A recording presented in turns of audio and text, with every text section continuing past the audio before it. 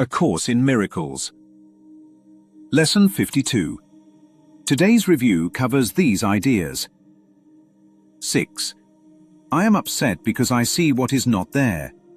Reality is never frightening. It is impossible that it could upset me. Reality brings only perfect peace. When I am upset, it is always because I have replaced reality with illusions I made up. The illusions are upsetting because I have given them reality, and thus regard reality as an illusion.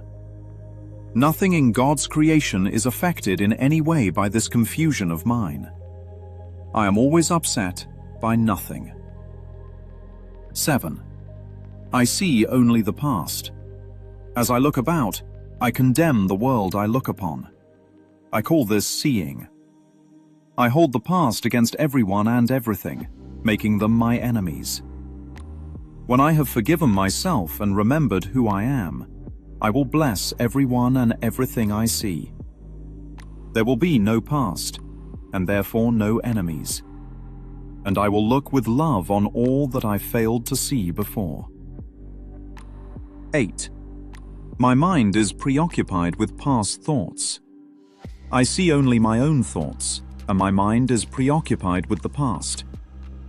What then can I see as it is? Let me remember that I look on the past to prevent the present from dawning on my mind. Let me understand that I am trying to use time against God. Let me learn to give the past away, realizing that in so doing, I am giving up nothing. 9. I see nothing as it is now. If I see nothing as it is now, it can truly be said that I see nothing. I can see only what is now. The choice is not whether to see the past or the present. The choice is merely whether to see or not. What I have chosen to see has cost me vision. Now I would choose again that I may see. 10. My thoughts do not mean anything. I have no private thoughts. Yet it is only private thoughts of which I am aware. What can these thoughts mean? They do not exist, and so they mean nothing. Yet my mind is part of creation and part of its creator. Would I not rather join the thinking of the universe than to obscure all that is really mine with my pitiful and meaningless private thoughts? Lesson 6 is like being startled by a cardboard cutout in a dark room. The heart races, the body braces, a whole narrative spins about danger. Then someone turns on the light. It was printed foam board the entire time. The fear did not come from reality. It came from imagination, promoted to authority. Upset is the bodyguard hired to protect a threat that does not exist. Reality stands there, unchanged, holding nothing but quiet. Lesson 7 is like walking through a museum wearing glasses smeared with yesterday's fingerprints. Every painting looks distorted. Every face appears suspicious. And instead of cleaning the lenses, the visitor accuses the artwork. This gallery is hostile. No.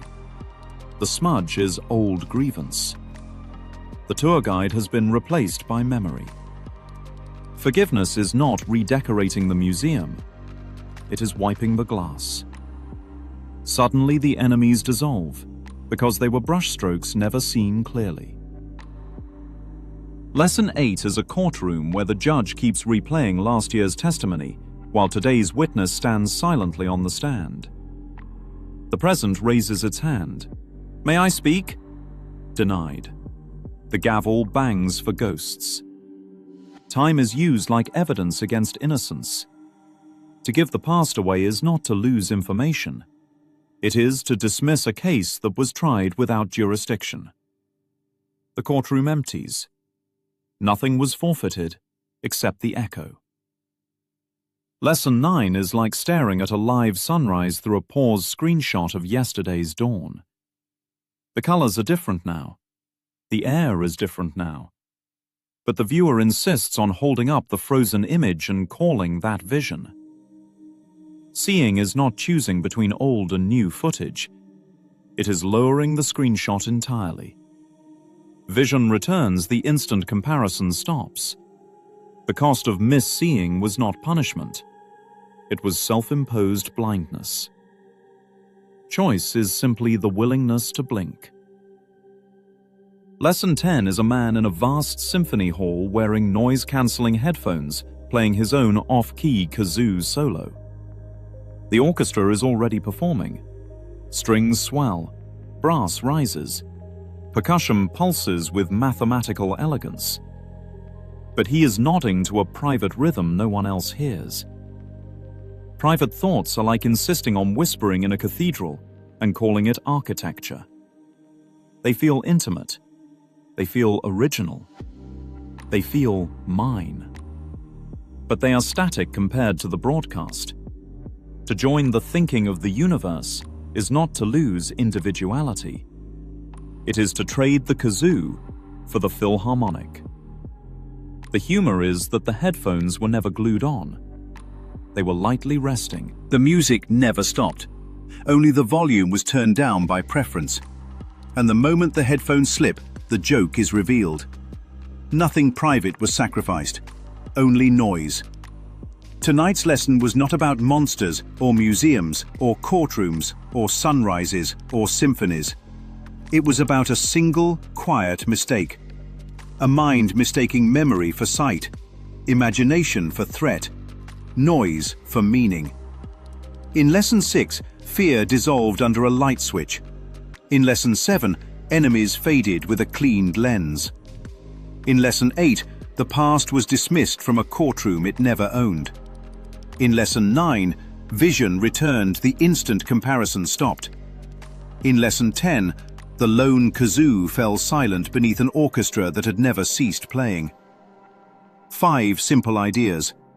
1 radical implication. Reality has never attacked you. The past has never imprisoned you. Private thoughts have never defined you. What frightened you was paper. What condemned you was memory. What isolated you was a pair of imaginary headphones. The shelves were always orderly. The sunrise was always live. The music was always playing. There is no threat in truth. No enemy in the present. No meaning in what was never there. Only a gentle correction waiting to be chosen. Submitted for your consideration, a traveler who discovers that the darkness was not a force, but an absence. That the monster was ink. That the noise was self-made. And that reality, steady and undisturbed, has been holding perfect peace the entire time. Right here, in the twilight zone.